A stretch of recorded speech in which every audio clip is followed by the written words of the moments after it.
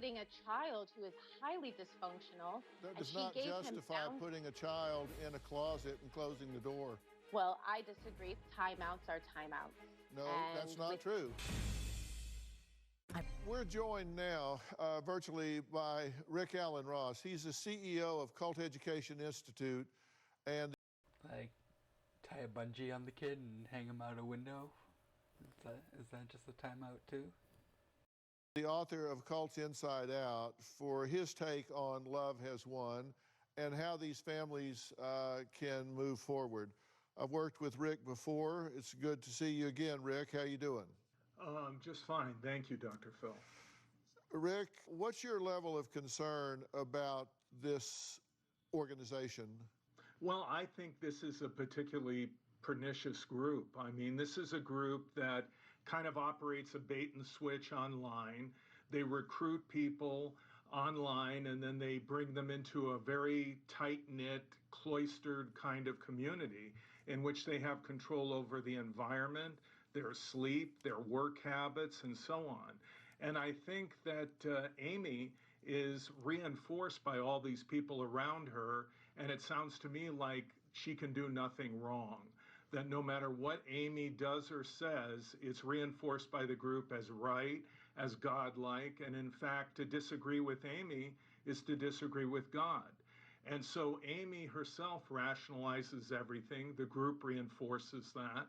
And many of the people who lead destructive cults have been described as narcissistic, psychopaths, sociopaths, incapable of reflection and really having a sense of conscience about what they do. And I see a pattern of that and quite a bit more in this particular group. Mm-hmm. Well, you know, one of the things that we often see with these pathological leaders is a grandiose idea of who they are and what they can achieve. And in this situation, she says she's God. I mean, I don't know how more grandiose you can get than God. 500 plus lives, excessive admiration, sense of entitlement, exploitive others, this exaggerated sense of power with spiritual surgeries and healings. I mean, I guess the only thing I can say about Mother God is she's just not very interesting because she's not very creative. It just seems very destructive. But it's just kind of a not very interesting, creative embodiment of this arrogant entitlement.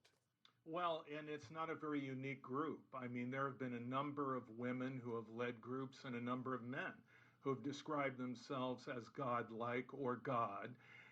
There was a woman, Elizabeth Clare Prophet, who led a group called the Church Universal and Triumphant. She was called Guru Ma, or Mother.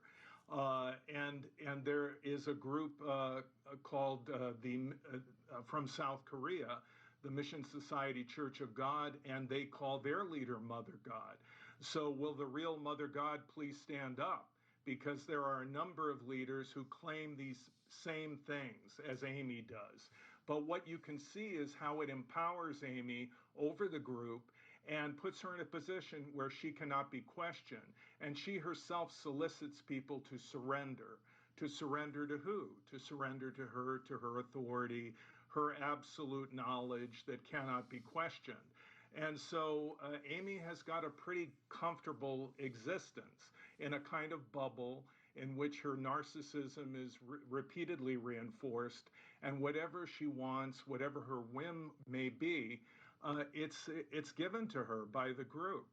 She lives a comfortable life, and I don't see how she is motivated, other than a conscience which she doesn't seem to possess, to stop it all and to step out of the bubble and to deal with her children, her family, and real life.